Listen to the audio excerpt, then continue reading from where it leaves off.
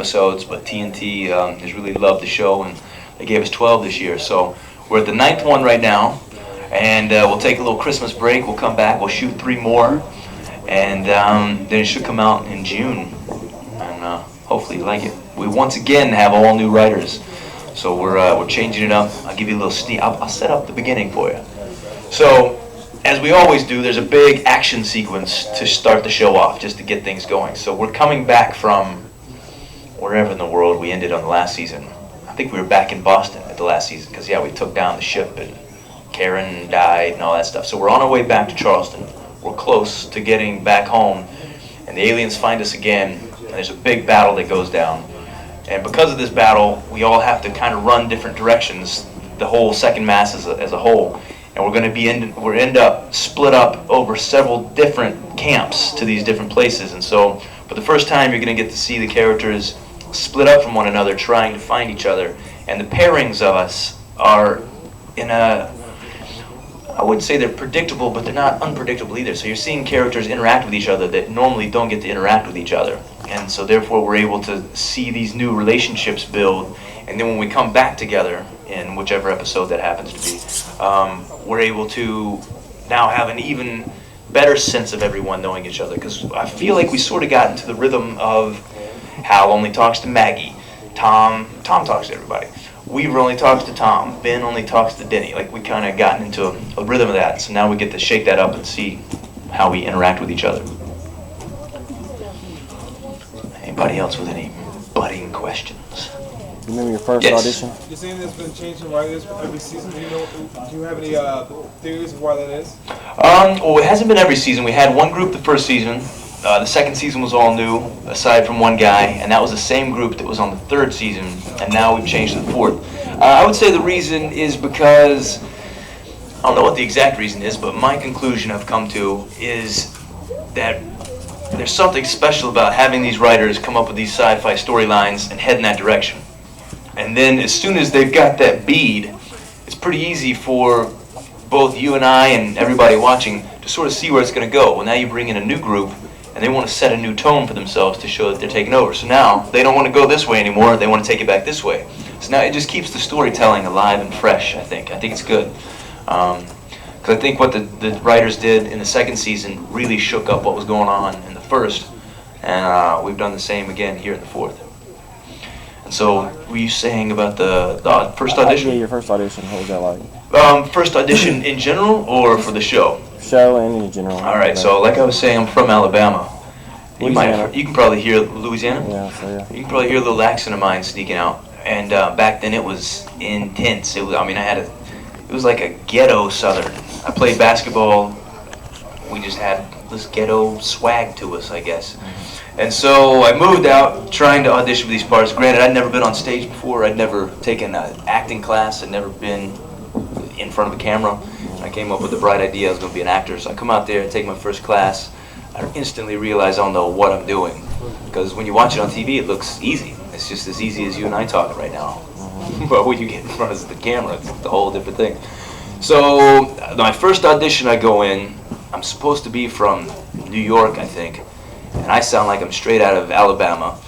And like the look on their face afterwards was, wow, you just completely wasted our time. And then that casting office wouldn't see me for years. I completely burnt the bridge. And so they called my manager, said I wasn't ready. He wouldn't send me out on auditions anymore. I thought, all right, it's going to be hard.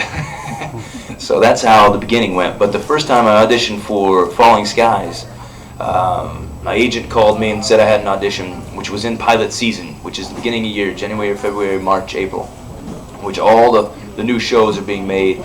And so you have a lot of auditions that are going around. But this was the end of the pilot season, so it looked like I wasn't going to get anything, just as I was used to, because I hadn't booked really anything at that point.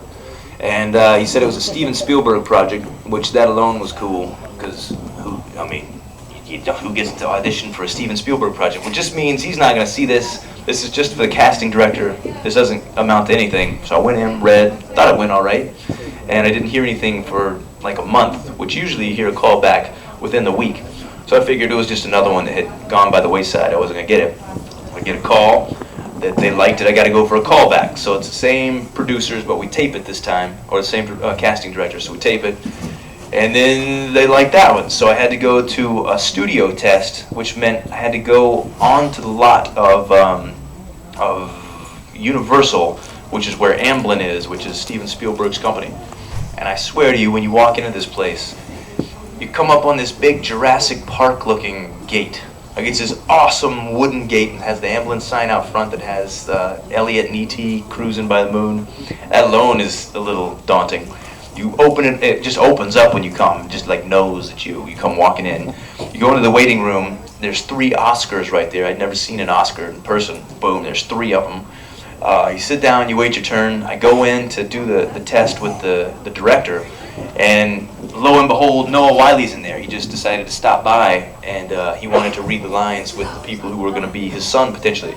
So I'm doing the scene, and I feel like it's going well. And in the scene, he gets a magazine clip, and he's supposed to toss it to me. But when you're auditioning, you don't do all the actions because the casting director doesn't want to do that with you, and so you don't mime things either. Sometimes you'll use your audition sides for stuff. Like if I was lost and I was looking through a map, I might look through my sides like this. But for the magazine, there was nothing to do. I can't in the middle of the scene do that because it kind of looks goofy.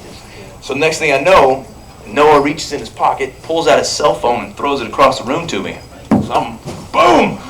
I got it! Do we get the part now? Right. So that was how that audition went. And everything was good, and Noah was great.